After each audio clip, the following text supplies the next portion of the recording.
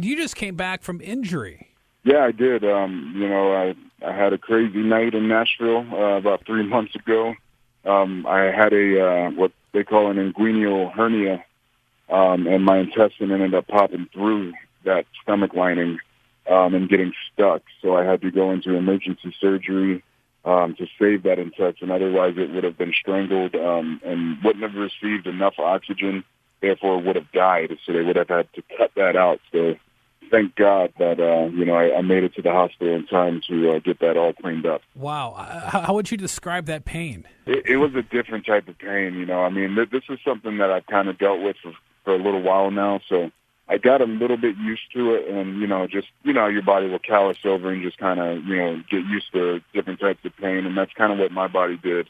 But once it got stuck, once it popped through and was stuck and couldn't get pushed back in, that's where I felt a different type of pain. The pain elevated to where like I couldn't even stand straight up. Wow. When the ambulance came and it was time to get on the stretcher, because my intestine was stuck, I legitimately couldn't stand up straight. So it was a crazy, different type of pain, especially being in the area. There's so many nerves and so much going on down in your bladder area, and obviously by the mandrills and stuff like that. So it was something that I'm very glad that hopefully I'll never have to feel again.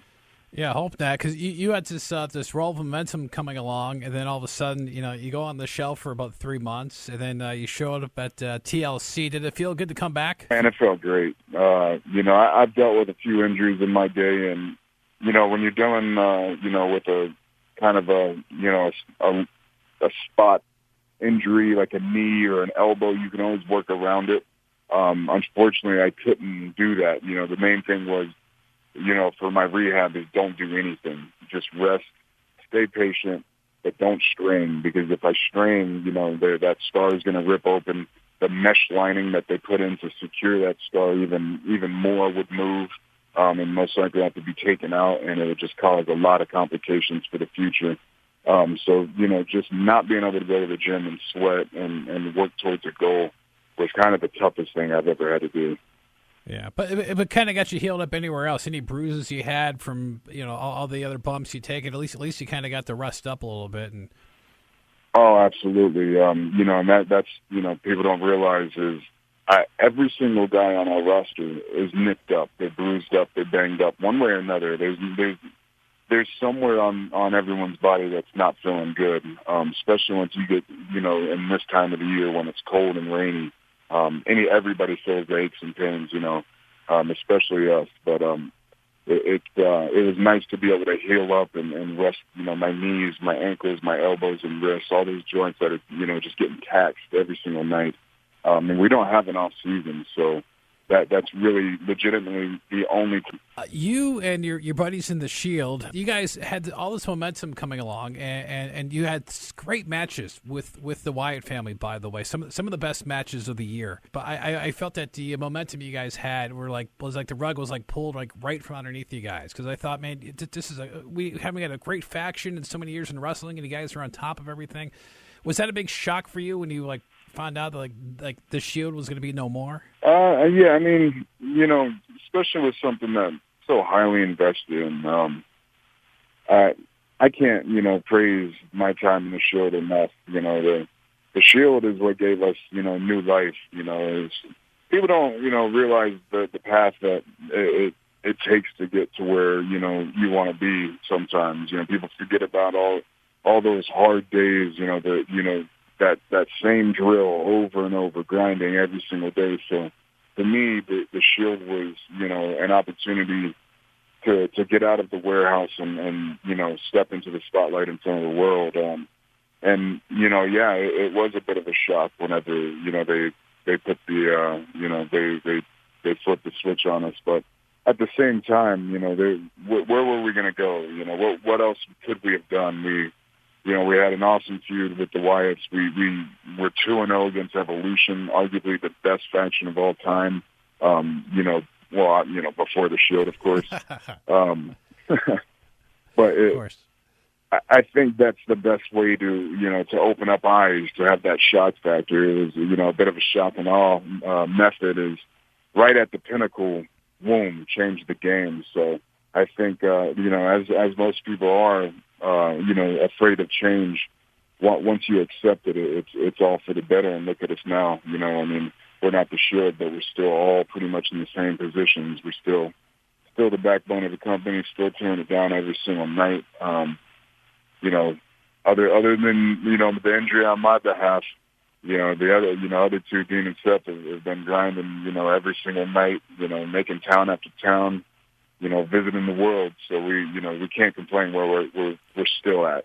Yeah, you guys come a long way from the NXT days, and I know I watch that from time to time, and I know there's a lot of guys that are going to come out of that, and what you guys have done coming out of there has been amazing. It's hard to believe. It's like you only been in the WWE for just over 2 years. I think you guys debuted at the Survivor Series. It's a pretty great setup that we have nowadays. I was just down at NXT at the last pay-per-view, and it happened to us, and people were able to see our development, and from where we were then to where we are now, and it's just going to continue to happen.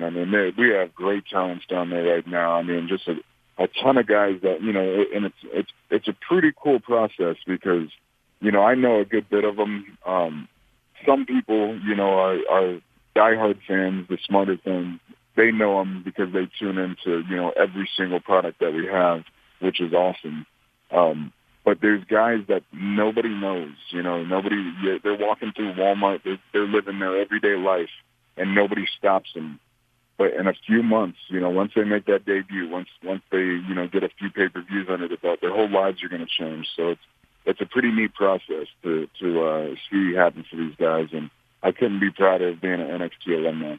One thing I love in your set of moves is the Superman punch. Where did you develop that? That's a great move. I love it. Oh, thanks, man. It's pretty simple. I've seen it a few times on MMA. It's more of a surprise move for them, just trying to catch a guy like straight off the bell and stuff like that.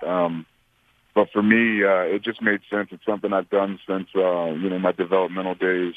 I just threw a little bit of theatrics in front of it, with the fist pound to the ground, and the crowd was receptive to it. They love seeing it seems like. So it's great. It comes out of nowhere.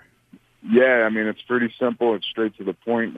You load the fist up and you aim for the fence. So it's worked out well. I didn't realize that Sika was your father. Being a second-generation wrestler, and you come from quite the wrestling background, do you think that gives you more of an advantage over other people getting into the business? It just depends. It has its advantages and then it has its disadvantages. To break in, yeah, I would say that, that door was a lot closer to me.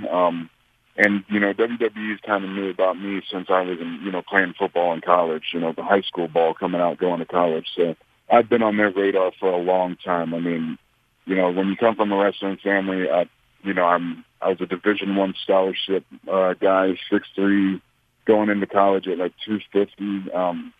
They had their eyes on me, and fortunately for me, I got what I needed out of football. I got an education. I got to, play some awesome football. And then, God willing, I was able to move on and do something I love, something that was just so much more interesting to me within wrestling and sports entertainment. After a while, you can kind of fizzle out with football just because, since I was 7, it was the same stuff over and over and over. Yeah. With wrestling, I've been lucky enough to see the world and just kind of do my thing out there and make my own art and performance. So it's like I said, it's a double-edged sword. It can help, but there's so much, there's so much on the line for me. There's so much, so much to live up to, and there's a lot of responsibility every time I step in the ring. I know we're running out of time, so I got 2 short questions. I know Vince McMahon recently talked about wrestlers grabbing for the brass ring. Is it going to be yours in 2015? I certainly hope so. I'm going to do everything in my power to stand out, to be that guy. I can do everything right in the world, but then sometimes things just don't happen. So for me, it's just to stay focused, do the things that I can control, stay within myself, never forget who I am, where I come from, and where I want to go, and I'll be fine. I love that. I love that thinking. I know Wikipedia says you just were married, and congratulations on that. What is the biggest internet rumor that's a lie about you? Well, yeah, and I don't know. Thank you for the congratulations. It's been quite the past couple months in my life. It's been crazy busy, but I don't know, man. I get a lot of internet. I get a lot of internet love, and I get a lot of hate. So for me, it's quite amusing.